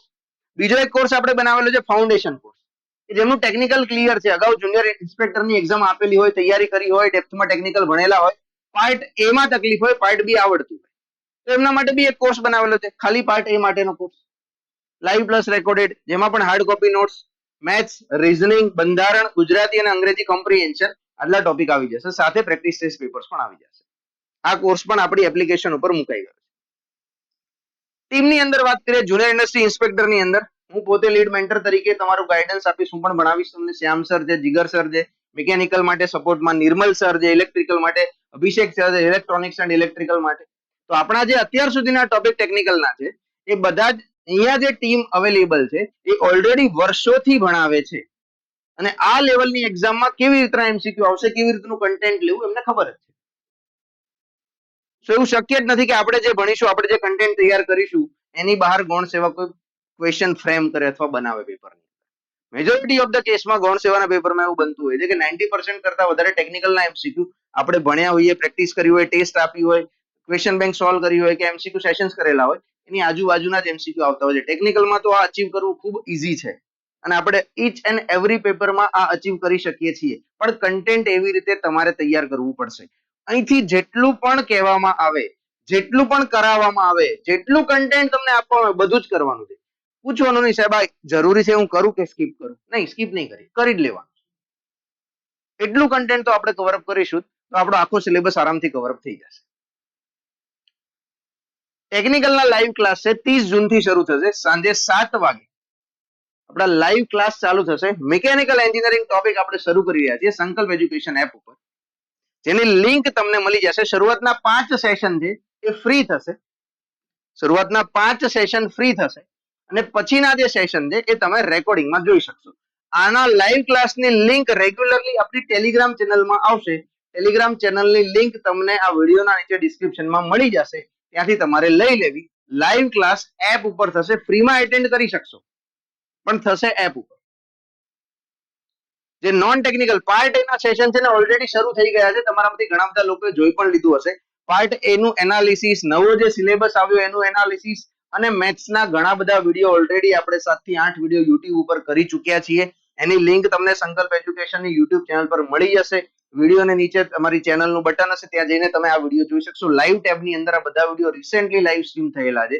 Shailesh sir maths, reasoning અને ઇંગ્લિશ કવર અપ કરાવવાના છે, તો એમના વિડીયો આપણે ઓલરેડી મૂકી દીધા છે. તો ત્યાંથી તમને ડેમો કેવા છે, કેવી રીતે ભણાવે છે, કેટલું ડેપ્થમાં જાય છે ખબર પડી જશે. એન્જિનિયર્સના માઇન્ડસેટને સમજીને આ મેથ્સ રીઝનિંગનો કોર્સ કવર અપ થવાનો છે.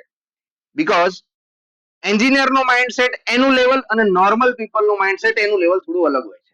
તો આપણે આપણા લેવલ પર જઈને પ્રેક્ટિસ કરીશું, આપણા લેવલ પર જઈને ભણીશું, આપણે સમજી શકીએ લેવલ પર વાત કરીશું, અને અહીંયા સારામાં સારી પ્રેક્ટિસ કરીશું. મેથ્સ રીઝનિંગમાં 60 માંથી 60 લાવવા હોય ને તોય શક્ય છે, એવી મહેનત કરવાની છે. સહેજ પણ ઓછા માર્ક્સ નહીં ચાલે, એમાં તો આપણે હાઈએસ્ટ સ્કોર કરીશું. હવે વાત કરીએ તમને જે ડાઉટ હોય એની ફીસની.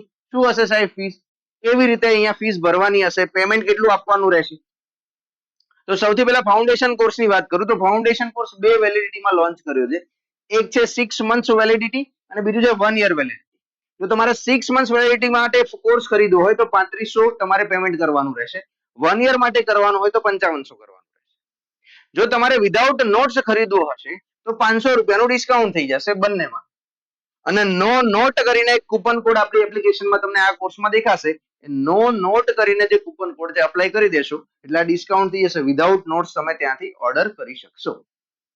નોટ્સની અંદર શૈલેષ સરની મેથ્સની બુક છે એ આવશે, રીઝનિંગની પણ બુક છે આપણી નોટ્સ છે એ આવશે, બંધારણની હેન્ડ રિટન નોટ્સ છે આપણી તૈયાર કરેલી ખાસ આ બધી એક્ઝામ્સ માટે, એ પણ આવી જશે. ઇંગ્લિશ અને ગુજરાતી કોમ્પ્રિહેન્શનની જરૂર નથી નોટ્સની, તો એ આપણે અલગથી નહીં આપીએ કેમ કે પ્રેક્ટિસનો વિષય છે, કરી લઈશું ક્લાસમાં. કોર્સની વાત કરીએ તો જે સક્સેસ કોર્સ છે એની ફીસ આપણે પહેલા ડિસાઈડ કરેલી હતી 20,000, કેમ કે આપણા લાઈવ કોર્સની બધી જગ્યાએ ફીસ તમે જોશો આપણા યુટ્યુબ ઉપર કે આપણી વેબસાઇટ ઉપર કે બીજા કોઈ બ્રાન્ચ ઉપર, તો આની આજુબાજુ રહેતી હોય છે. બટ ટાઈમ લાઈન ગૌણ સેવા ઓછી કરતી જાય છે સમયાંતરે. તો પહેલા 6-8 મહિનાનો સમય આપતા હતા, વર્ષનો સમય આપતા હતા, પહેલા તો કેલેન્ડર આવતું હતું, બધું ડિક્લેર થતું હતું. હવે સમય ઓછો આપતા જાય છે, એ કારણથી આપણે વેલિડિટી સ્ટુડન્ટને સેટિસ્ફેક્શન મળે એના માટે ઓછી કરીને પ્રાઇઝિંગ પણ ઓછી કરીએ છીએ. તો આ કોર્સની પ્રાઇઝિંગ અત્યારે આપણે રાખેલી છે 12,000. જો તમારે ખાલી અને ખાલી ટેકનિકલ કોર્સ લેવો હોય જુનિયર ઇન્ડસ્ટ્રી ઇન્સ્પેક્ટરનો, તો એની આપણે પ્રાઇઝિંગ રાખેલી છે 10,000. જો તમારે પાર્ટ એ ન લેવો હોય, ખાલી પાર્ટ બી માટે તૈયારી કરવી હોય તો 10,000. આની અંદર લાઈવ પ્લસ રેકોર્ડેડ વિડીયો, એટલે કે લાઈવ થશે ત્યારે લાઈવ જોઈન કરી શકશો, પતી જાય પછી રેકોર્ડિંગ મળશે એક્ઝામ સુધી. આપણે અત્યારે ટેન્ટેટિવ 6 મંથ્સની વેલિડિટી લઈ લીધી છે, પણ સપોઝ એક્ઝામ ડિલે થઈ તો આપણે વેલિડિટીને એક્સટેન્ડ કરી દઈશું. એક્ઝામ થાય ત્યાં સુધી આપણે કોર્સ ચાલુ રાખીશું. હાર્ડ કોપીમાં સ્ટડી નોટ્સ ઇંગ્લિશ યા ગુજરાતી તમારે ઓપ્શન તમને આપવામાં આવશે. ચૂઝ કરવાનો, ઓપ્શન સિલેક્ટ કરવાનો, એ પ્રમાણે તમને વિધિન 10 to 15 ડેઝ, કેમ કે હજી નોટ્સ મટીરિયલ બની રહ્યું છે, બનશે એટલે તમને ગ્રુપમાં મેસેજ આવી જશે, એટલે 15 દિવસ પછી આની હાર્ડ કોપી નોટ્સ ડિલિવર થશે. પાર્ટ એની મળી જશે, પાર્ટ બી ટેકનિકલી ડેવલપ થતા થોડો સમય લાગી શકે છે, એ પછી તમને અહીંયા મળશે હાર્ડ કોપી. બંનેમાં હાર્ડ કોપી ઇન્ક્લુડિંગ છે. બંનેમાં લાઈવ ક્લાસ કોમન જ ચાલશે, સેમ જ ચાલશે, સેમ ફેકલ્ટી જ તમને ભણાવશે. ડન. અગર કોઈને એવો પ્રોબ્લેમ છે સાહેબ એક સાથે 12,000 કે 10,000 આપણે પેમેન્ટ નથી કરી શકતા, તો ક્રેડિટ કાર્ડ પર ઈએમઆઈ ની ફેસિલિટી છે. ફૂલ પેમેન્ટ સિલેક્ટ કરીને નેક્સ્ટ પેજ ઉપર જશો એટલે ક્રેડિટ કાર્ડ વાળા ઈએમઆઈ ની ફેસિલિટી છે. અગર એ નથી કરવું, મેન્યુઅલ ઈએમઆઈ જોઈએ છે, તો આ વખતે આપણે મેન્યુઅલ ઈએમઆઈ નો પણ ઓપ્શન આપેલો છે. ફર્સ્ટ તમારે ઇન્સ્ટોલમેન્ટ 4,000 પે કરીને કોર્સ સબસ્ક્રાઇબ કરવાનો રહેશે. પછી 15 દિવસના ગેપમાં 2700 રૂપિયાના 3 ઈએમઆઈ કરવાના. એવી જ રીતે ટેકનિકલ કોર્સ જો તમારે ઈએમઆઈ થી લેવો હોય તો ફર્સ્ટ પેમેન્ટ તમારે 3,500 નું કરવાનું રહેશે. પછી ઇન્સ્ટોલમેન્ટની અંદર 15 દિવસના ગેપમાં 2,258 ના 3 ઈએમઆઈ પે કરવાના રહેશે. તો આપણી એપ્લિકેશન ડાઉનલોડ કરો. ડાઉનલોડ લિંક તમને નીચે ડિસ્ક્રિપ્શનમાં મળી જશે, ત્યાંથી એપ ડાઉનલોડ કરો, ઇન્સ્ટોલ કરો. ટેકનિકલના લાઈવ ક્લાસ જોવાનું ચાલુ કરો. નોન ટેકના ક્લાસ પણ ઓલરેડી એપ પર ચાલુ થઈ ચૂક્યા છે. ફ્રી ક્લાસ ઓલરેડી યુટ્યુબ પર મુકાઈ ગયા છે. નોન ટેકના હવેના વિડીયોઝ જેમણે પેડ કોર્સ લીધો હોય એ જ એક્સેસ કરી શકશે. ફ્રી વિડીયોઝ જેટલા હતા એટલા તમે ફ્રીમાં જોઈ શકશો. આ ઓફર પ્રાઇઝિંગની આપણે 5 જુલાઈ સુધી રાખેલી છે. 5 જુલાઈ પછી કોર્સની ફીસ જે છે ચેન્જ થઈ શકે છે. એટલે 12,000 અને 10,000 આપણી લોન્ચ ઓફર છે. તો આ કોર્સની ફીસ આપણે 12,000 અને 10,000 5 જુલાઈ સુધી રાખીશું. પછી આપણી પ્રાઇઝિંગ ચેન્જ થશે અને સિલેબસ આવશે ને જો બહુ બધા ટોપિક એડ થશે તો પણ પ્રાઇઝિંગ વેરી થઈ શકે છે. જે તે સમયે સિલેબસ આવશે એ તે સમયે આપણે ડિસિઝન લઈશું. જેમણે કોર્સ પહેલેથી લઈ લીધો હશે એને જો સિલેબસમાં 2 થી 3 ટોપિક એડ થયા હશે એન્જિનિયરિંગના આખા તો એ પણ કરાવી દઈશું. એના કોઈ એક્સ્ટ્રા તમારે ફીસ ભરવાની નહીં રહે. સિવાય કે સાવ આખું મોડેલ જ ચેન્જ કરી નાખે છે પેપરનું તો આપણે વિચારીશું, પણ તમારે ફીસ પે કરવાની નહીં આવે. જેમણે ઓલરેડી કોર્સ લઈ લીધો હશે એને નહીં આવે, જેને નહીં લીધો હોય એને આવી શકે છે વધારે એક્સ્ટ્રા. આની કરતા વધારે ફીસ પે કરવાની આવી શકે છે. જોઈશું આપણે જે તે સમયે ડિસિઝન લઈશું. અત્યારે એક જ ગોલ છે કે એક્ઝામની તૈયારી કરવામાં ડિલે ન કરીએ. બીકોઝ 1-2 મહિના ક્યાં જતા રહે ને પછી ખબર નથી પડતી અને છેલ્લે બહુ પ્રેશર આવી જાય છે. એવી સિચ્યુએશન પેદા ન થાય એટલા માટે આપણે અત્યારથી તૈયારી ચાલુ કરી દેવી જોઈએ એવું મારું માનવું છે. કેવી રીતે કોર્સ લેવાનો? વિડીયોના નીચે ડિસ્ક્રિપ્શનમાં તમને સીધી લિંક્સ મળી જશે, ત્યાંથી ડાયરેક્ટ કોર્સ પરચેસ કરી શકશો. અધરવાઇઝ આપણી એપ્લિકેશન કે સંકલ્પ એજ્યુકેશનની વેબસાઇટ પર જાઓ, sankalpeducation.in એવું સર્ચ કરશો એટલે આપણી વેબસાઇટ આવશે. ત્યાં જઈને આપણો કોર્સ સર્ચ કરો. એપ હશે તો લોગિન કરો અને પછી કોર્સ સર્ચ કરો. કોર્સનું નામ છે junior industry inspector success course અને junior industry inspector technical course. Course search કરો અને પેમેન્ટ કરો, એનરોલ કરો. જેવું પેમેન્ટ થઈ જશે તરત જ તમારું એક્સેસ ચાલુ થઈ જશે. વિધિન 5 મિનિટ્સ, 5 બી નહીં 2 મિનિટ્સ એક્સેસ ચાલુ થઈ જશે. વિડીયો તમારા ખુલી જશે, ભણવાનું ચાલુ. એ પછીના લાઈવ ક્લાસ જોઈ શકશો. લાઈવ પત્યા પછી રેકોર્ડિંગ પણ જોઈ શકશો. આપણા ક્લાસ નો ટાઈમ જે છે એ મેજોરિટી અર્લી મોર્નિંગ યા તો ઇવનિંગમાં હશે. સાંજે 7 વાગ્યા પછી યા તો સવારમાં વહેલા હશે, જેથી કરીને જોબ વાળા કેન્ડિડેટ પણ lecture time to time attend કરી શકે. તેમ છતાં પણ જો તમારે એટેન્ડ કરવાનું નથી સેટ થતું, મિસ થઈ જાય છે, તો નેક્સ્ટ ડે રેકોર્ડિંગ તો જોઈ જ લેવું. રેકોર્ડિંગ આપણું 6 થી 8 કલાકની અંદર વિડીયો અપલોડ થઈ જ જાય છે એપ્લિકેશનની અંદર, ઓટોમેટિક થઈ જાય છે, તમારે માંગવો પણ નહીં પડે. તો કોર્સની અંદર તમને live class, video lecture, PDF notes બધું જ ઇન્ક્લુડિંગ મળે છે, મોક ટેસ્ટ એ સિરીઝ સાથે. તમારે બીજું કાંઈ કરવાની જરૂર નહીં પડે. ઓલ ઇન વન કોર્સ છે. ખાલી એમસીક્યુ પ્રેક્ટિસ માટે કઈ ક્વેશ્ચન બેંક કે બુક સજેસ્ટ કરે કોઈ ફેકલ્ટી તો એ ખાલી એડિશનલ 1-2 બુક લેવાની રહેશે. બાકી કોઈ સાહિત્ય, કોઈ ટેસ્ટ, કોઈ મોક ટેસ્ટ આ તે કશું લેવાનું નથી. બધું જ આમાં આવી જશે. ઇન્ક્લુડિંગ. અગર કોર્સ રિલેટેડ કઈ ક્વેરી છે, ડાઉટ છે, તો અહીંયા આપેલા મોબાઈલ નંબર પર તમે કોલ યા તો વોટ્સએપ મેસેજ કરી શકો છો. આ મોબાઈલ નંબર સંસ્થાનો હેલ્પલાઇન નંબર છે. અહીંયા તમને સપોર્ટ મળી જશે. એપ રિગાર્ડિંગ ક્વેરી હોય, કોર્સ રિગાર્ડિંગ ક્વેરી હોય, ફીસ રિગાર્ડિંગ ક્વેરી હોય, એ કોર્સ વિશે વધુ માહિતી મેળવવી હોય તો તમે અહીંયા વોટ્સએપ મેસેજ યા તો કોલ કરી શકો છો. આ વસ્તુને ખાલી આપણે ધ્યાનમાં રાખીશું. નક્કી કરો, તૈયારી કરો, સમય ન બગાડો. સિલેબસ આવવાની રાહ જોશો તો ઘણો સમય વીતી જશે. અત્યારે જ ડિસિઝન લઈને તૈયારી કરવાનું ચાલુ કરો, કેમ કે ટોપર્સ જે છે એ છેલ્લી ઘડીએ એક્ઝામ હોલમાં નથી બનતા. ટોપર્સ મહિનાઓ પહેલા પોતાની તૈયારી કરી લે છે, હથિયારો સજાવી લે છે, ખૂબ મહેનત કરે છે, એટલે એક્ઝામ ક્રેક થઈ જાય છે. તો all the very best. Junior industry ઇન્સ્પેક્ટરની એક્ઝામની તૈયારી કરતા દરેક મિત્રોને ખૂબ તૈયારી કરો, ખૂબ મહેનત કરો. સારી ઓપોર્ચ્યુનિટી છે, ગવર્મેન્ટમાં તમને જોબ મળી જશે. મારી કાંઈ હેલ્પની જરૂર હોય તો સંસ્થાના મોબાઈલ નંબર પર વોટ્સએપ યા તો કોલ કરી શકો છો, અથવા તો આ વિડીયોના નીચે મેઇન કમેન્ટ બોક્સમાં જઈને તમે કમેન્ટ કરી શકો છો. હું તમને ચોક્કસથી રિપ્લાય કરીશ. તો એન્ડ કરીએ વિડીયોને. જલ્દી ફરી પાછા યુટ્યુબ પર મળીશું કોઈ લાઈવ ક્લાસ, કોઈ રિક્રુટમેન્ટ અનાઉન્સમેન્ટ સાથે. જય હિન્દ, જય ભારત.